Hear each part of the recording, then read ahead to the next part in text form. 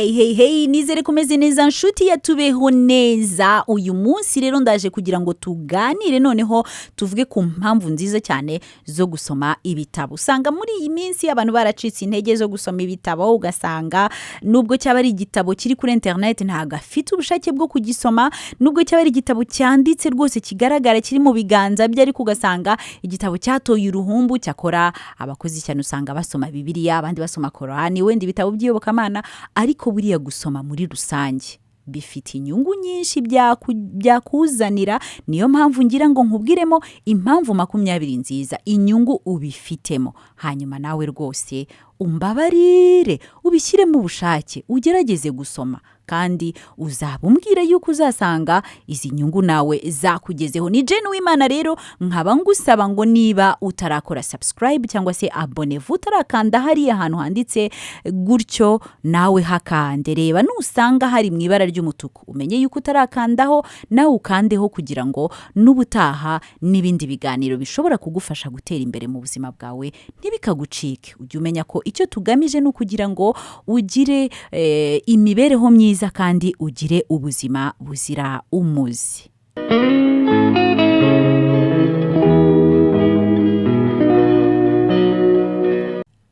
Impamvu ya mbere rero ukwiye gukunda gusoma nuko ibitabo bifasha kumva umuntu yifitiye icyizere. Iyo usoma ugira icyizere gishingiye ku makuru atandukanye uba ufite, kandi ayo makuru uba wayakuye mu bitabo, birumvikana. Ikindi nuko ibitabo bigufasha kuzenguruka isi mu buryo buhendutse. Iyo ukunda gusoma uba umeze nka mukerarugendo, uba umeze nk'uwageze ahantu henshi kandi wibereye mu rugo iwawe ntaho utagiye. Niba usomye ibitabo bivuga inkuru zabereye hirya no hino ku isi utaragerayo biragufasha. Ushobora kuvuga ngo hadutse internet ngo igufasha kuzenguruka, ngo ikagufasha kuzenguruka isi kurushaho, ariko burya rwose amakuru aturuka mu bitabo aba yizewe kurusha ayo ku mbuga nkoranyambaga, cyane cyane ko umwanditsi aba yarafashe umwanya wo gukora ubushakashatsi bwe. Ikindi nanone ni uko igitabo kijya gushyirwa ahagaragara hari abahanga bakinyujijemo amaso, ku buryo ibyandikwa muri icyo gitabo biba byizewe.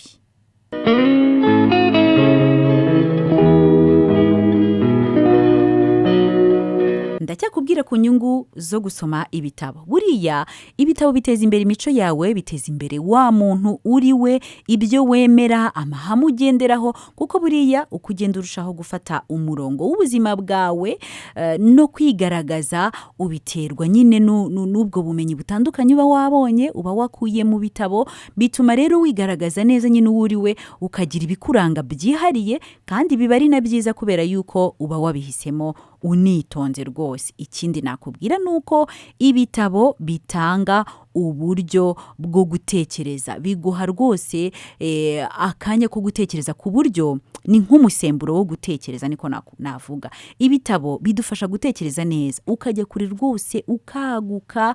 Ndakomeza kugereranya ibitabo na internet kubera yuko umuvuduko, amajwi cyangwa amashusho bikugeranaho buriya, mbese nk'iyo uri kumva audio cyangwa se video nk'uko nguko mba ndi kukubwira, urabyumva ariko ntago ubona umwanya munini wo kubitekerezaho. Ariko iyo uri gusoma hari ukuntu ugenda usoma ijambo ku rindi, biba bikwinjira mu bwonko, ukanabona n'amasegonda cyangwa se n'iminota yo kuba watekereza. Ikindi nakubwira nuko ibitabo biragusetsa pe. Ibitabo bituma umuntu yumva yishimye, bituma utagira irungu, bituma ubona ibyo gutekerezaho.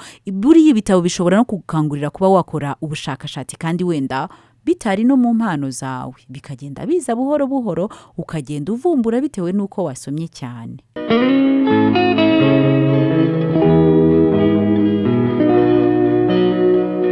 Narindi kukubwira ukuntu ibitabo bishobora gutuma utekereza cyane, ukaba rwose watangira n'ubushakashatsi, bigatuma koko ugera kure, uvumbura byinshi. Ariko buriya ibitabo bishobora no gutuma kukuzamurira ya mpano y'ubuhanzi. Niba wenda wari umunyabugeni cyangwa se wari wifitemo impano yo kwandika ariko ukaba utari ubizi, ibitabo bishobora gutuma ya mpano yawe izamuka rwose, noneho ikajya ahagaragara ugatangira no kuba wayishyira mu bikorwa ku bahanzi. Rero gusoma ibitabo ni ikintu cy'ingenzi cyane kuko bisembura impano. Ibitabo bituma wegera ku gutungana, kumva nyine kwa kundi washaka gukora ibintu neza, ese wabitunganya neza gute? Gusoma rero bishobora kuguha ibyo bitekerezo by'ukuntu nyine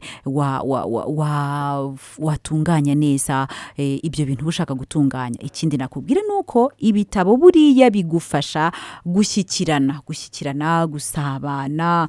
Niba hari abandi bantu bakunda gusoma, akaba ari nk'ibitekerezo mwungurana kubera ko nyine wasomye, ukaba ufite icyo uvuga kuri ibyo bitekerezo, ukaba ubifiteho amakuru, bituma no gusabana no kwirekura kubera kuba wifitiye icyizere birushaho koroha, bikakorohera rero no gusabana n'abandi. Urumva ko izo nyungu rwose ni inyungu zo kutitesha ngo ugire ubunebwe bwo gusoma kandi wumva ari ibintu byagufasha cyane.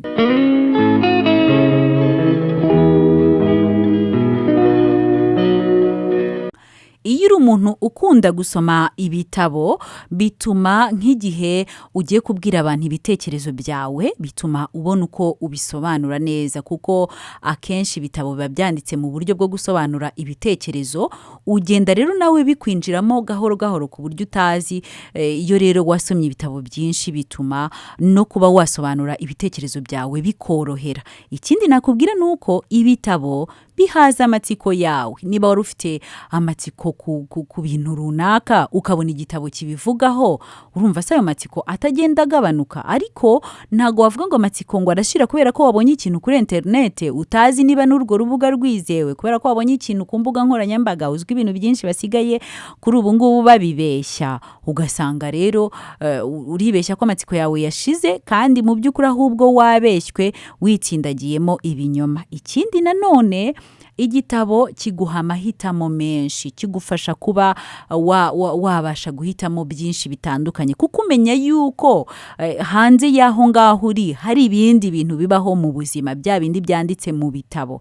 Bituma rero niyo hari nk'ikintu utekerezaho, hari nk'ikintu ugomba guhitamo, uba ufite ibintu byinshi rwose ushobora kwifashisha uhitamo, bigatuma wanahitamo neza.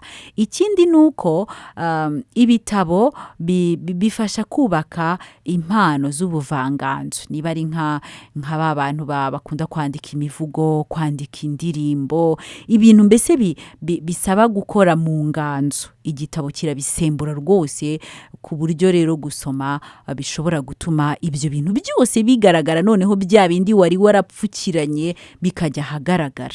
Ikindi nuko igitabo ntabwo kigusaba ikindi gikoresho icyo ari cyo cyose cyo kwigisha. Ni ukuvuga ngo iyo ufite igitabo cyawe kiba gihagije kugira ngo wicare usome, kuko uburyo abahanga bagiye bandikamo ibitabo bigomba kuba byihagije.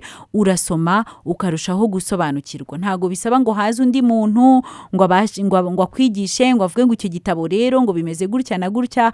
Buriya hari abantu bajya bagira icyo kintu cyo kuvuga ngo bagiye gusobanura ibitabo, ariko ibitabo ubwabyo uko biba byanditse biba bihagije kandi biba byihagije. Ubumenyi burimo nawe bukugeraho direct, nta ubundi byakagombye kunyuraho. Mu gihe cyose uzi gusoma ukaba wumva neza ururimi rwanditse muri icyo gitabo, nta mpamvu yo kugira ngo binyure ku bandi bantu kugira ngo ujye gusobanurirwa. Ntago ubundi biba ari na ngombwa.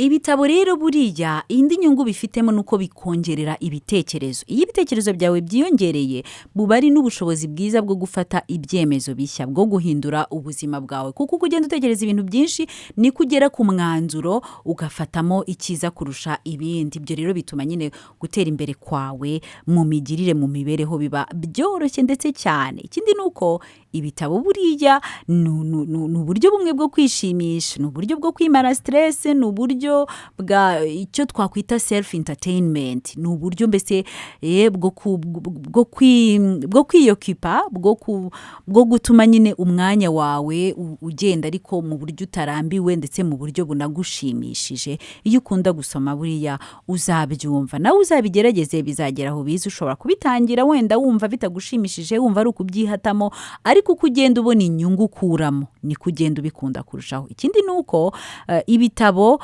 bishobora gukoreshwa igihe icyo ari cyo cyose ahantu aho ariho hose, kubera ko ntabwo iyo usoma bigusaba kurangurura, ubwo rero ntago waba uri ahantu hatuje ngo bikubangamire kuba wasoma. Niyo waba uri ahantu basakuza wasoma nabwo ntacyo biba bigutwaye. Mbese ibitabo ni pasiparutu, binyura hose nta kibazo cyabyo. Ubwo rero kuba ugenda mu isakoshi yawe hatarimo agatabo, ubwo ndabwira wenda abadamu nyine bagira ya masakoshi ugasanga afite urusakoshi runini ariko wareba ugasanga nta gatabo karimo, hibereyemo makiyaje, hibereyemo ibindi bintu byo kwiyitaho, nabyo ni byiza.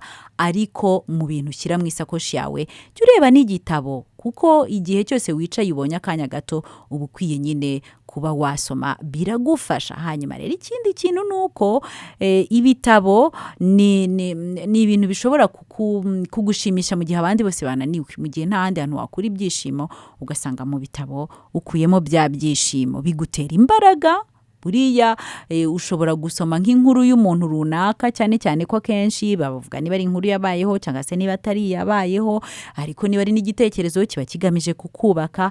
Hanyuma rero inshuro nyinshi uzasanga usoma ibitabo ukarangiza gusoma ufite imbaraga, ugiye gushyira mu bikorwa bimwe na bimwe mu byo wari wariyemeje warabuze uko ubikora. Ikindi nanone ibitabo bituma umenya uko ibintu bigenda, umenya impamvu ibintu runaka bibaho. Muri byose mbese ibitabo bigenda bigusubiza utwo tubazo umuntu aba yibaza ati kubera iki ngiki kigenda gutya. Niba usomye igitabo cyanditswe kuri icyo kintu urumva yuko bigufasha kurushaho. Ikindi ni uko ibitabo birubaka pe, byubaka abantu, byubaka ibihugu. Ibitabo byubatse abahanga benshi tuzi, nabo bazaguha ubuhamya ko buriya gutera imbere kwabo, kwiyubaka kwabo ahanini baba barabikuye mu bitabo. Niba ugira ngo ndakubeshya, simvuze ko mpagarariye abahanga bo mu Rwanda cyangwa abahanga bo ku isi, ariko ndashaka kukubwiza ukuri yuko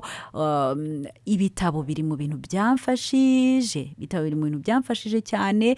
Kandi atari uko ntiga andi masomo, niga ku ishuri, ariko ugasanga kubera yuko nge nihata ibijyanye no gusoma, nsoma cyane, ugasanga hari abana benshi twigana nageze kuri nivo yo hejuru ibarenze, kubera yuko kuri ya masomo twiga ngerekaho no gusoma. No mu kazi kawe ka buri munsi ushobora gushaka ibitabo bihuye n'akazi kawe ukora, ukajya wihugura. Uzasanga babandi mukorana warabarenze. Niba uri n'umushoramari, ushaka ibitabo bihuye n'ishoramari usome.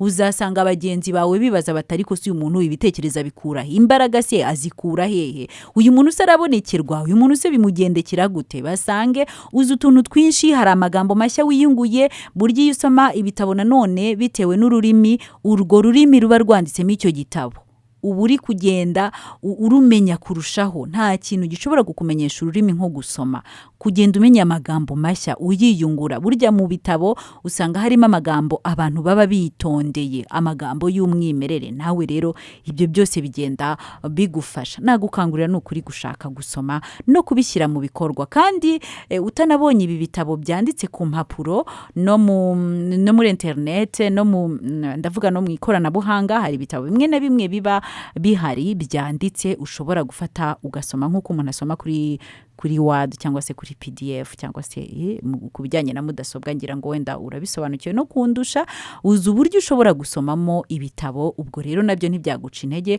ushobora kubisoma kuri smartphone yawe wiyicariye ahantu, cyangwa se ugenda kwa kundi n'ubundi ugenda usoma message, aho kugira ngo umwanya munini wute mu gusoma message za zindi zo mu magroupe cyangwa z'abateretana cyangwa zidafite n'ahantu zikuganisha, wawumara uri gusoma ibitabo. Kuri smartphone nabyo birakunda, ku matablete birakunda. Hanyuma ariko n'ibitabo biri print nabyo wabisoma. Nakubwira yuko hari amasomero atandukanye hano mu Rwanda, ushaka ibitabo rwose ntago wabibura, wagenda ubaririza. Ariko ngewe isomero nakurangira kugeza ubu ngubu ni iryitwa Kigali Public Library, riherereye hariya ku Kacyiru imbere ya ambasade y'Abanyamerika. Kandi nzi yuko uburyo bakoresha baha abantu ibitabo, batiza abantu ibitabo, n'uburyo bworoshye nawe butakunanira.